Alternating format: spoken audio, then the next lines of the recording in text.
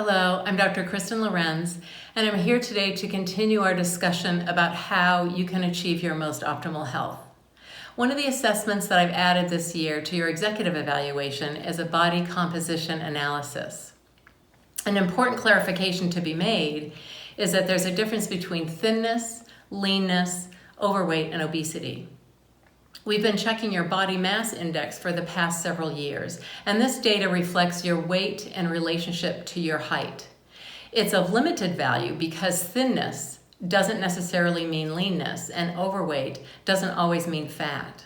Someone who's very muscular can have an unhealthy body mass index, but they can have very little body fat as the excess weight is really muscle.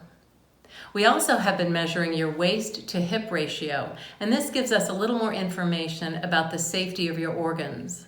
With a larger waist to hip ratio, we assume excess fat around the abdominal organs, and this stresses those organs and is unhealthy for you in general.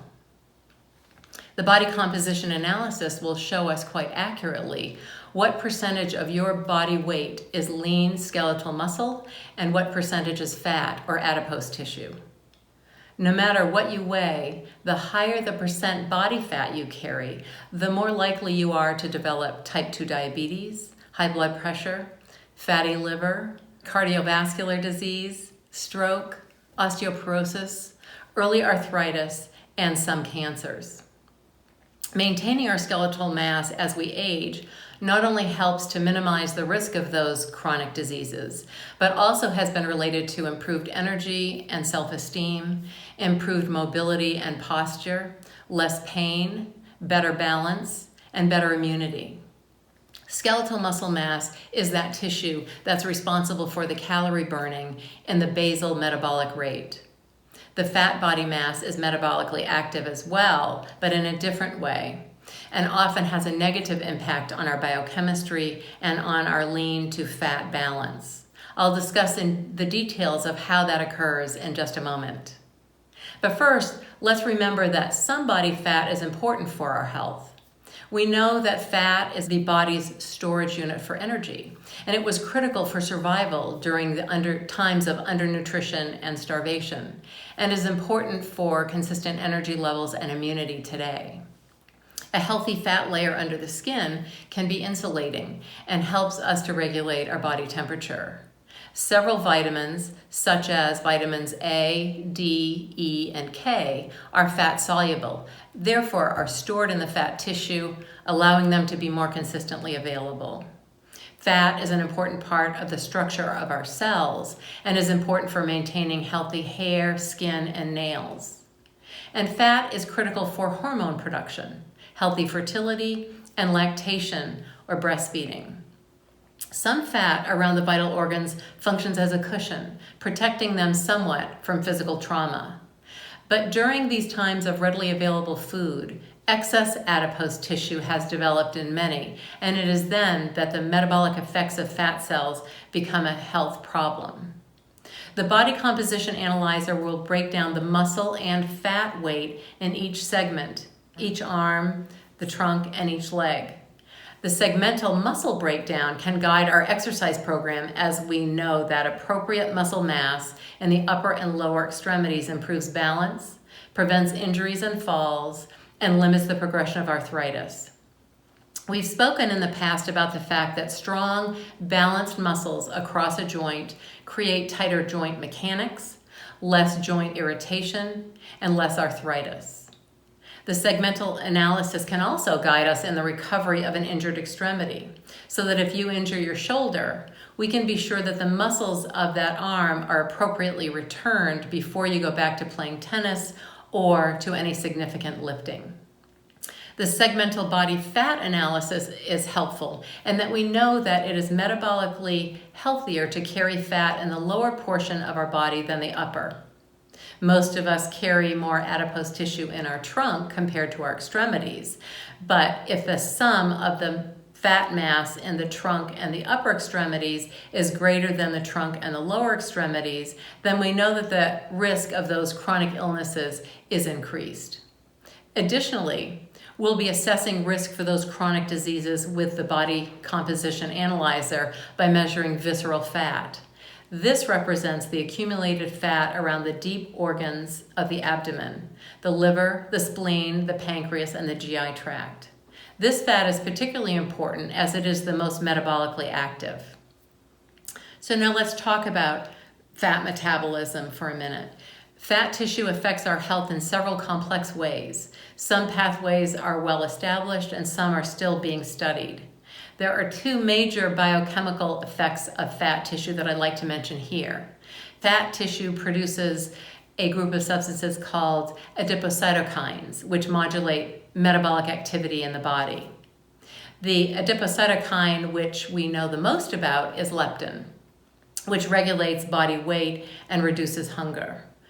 A leptin deficiency dysregulates and increases hunger, leading to more overeating and obesity. Leptin is the chief regulator of the brain-gut axis.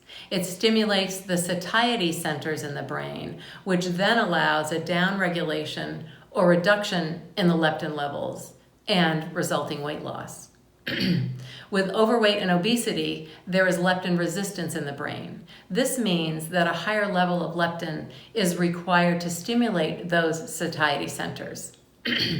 Elevated levels of leptin are inflammatory, as they stimulate immune system with increased activity of the T lymphocytes, increased release of cytokines, and increased neutrophil activation. These all result in oxidative bursts and chronic inflammation. By lowering overall fat tissue, leptin sensitivity is improved and the levels are allowed to decrease. Satiety centers of the brain are appropriately stimulated and the chronic inflammation is reduced. With excess fat tissue, the changes in release of leptin and other adipocytokines result in a syndrome referred to as metabolic syndrome. Metabolic syndrome is defined as the presence of any three of the following: elevated fasting blood sugar greater than 100, elevated triglycerides greater than 150, elevated blood pressure greater than 130/85, HDL deficiency less than 40, and an increase in waist circumference. Each of these is measured at least once a year at your executive evaluation. Also contributing to metabolic syndrome, and the second biochemical effect I want to discuss today, is the release of fatty acids from adipose tissue. Remember that fat tissue stores energy. The need for energy causes fat stores to release fatty acids, which are the unit that supplies that needed energy. With excess fat tissue, the delivery of too many fatty acids to the muscle creates a dysfunctional interaction between insulin and its receptors on the muscle. Insulin is responsible for moving glucose from the bloodstream into the muscle for energy, so interference with the insulin receptor results in insulin resistance. The muscles are not able to produce energy, and an even greater release of fatty acid from the fat cells is triggered. This rather vicious cycle results in elevated blood sugar and insulin levels. This stresses the insulin-secreting beta cells of the pancreas and can result in type 2 diabetes, which is a significant result from metabolic syndrome. Fatty liver, dysfunction of the lining of the arterial walls resulting in high blood pressure and vascular disease, and sleep apnea are some of the consequences of metabolic syndrome.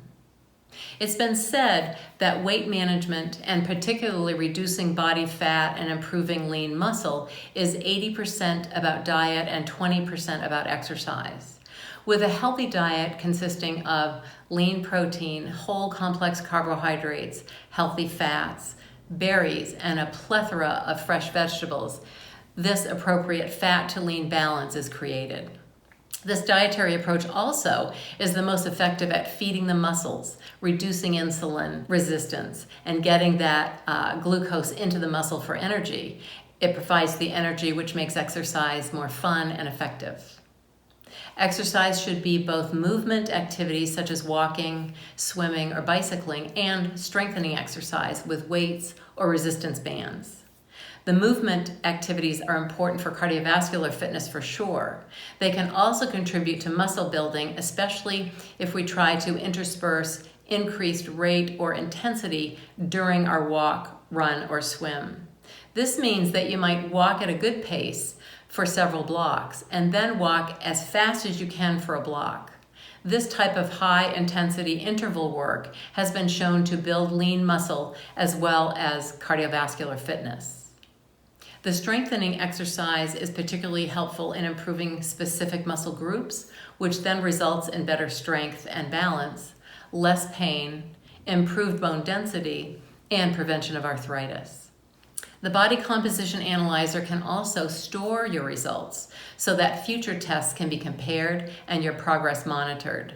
Some of you may want to check your progress more frequently than once a year, and that feedback may be very helpful in maintaining focus on the behaviors which improve your lean to fat, tissue balance, and which improve your overall health.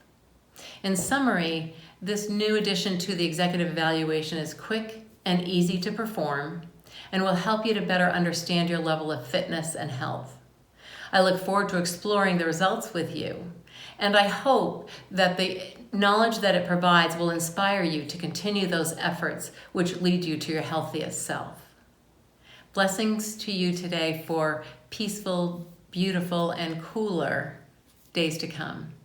Bye-bye. Thank you.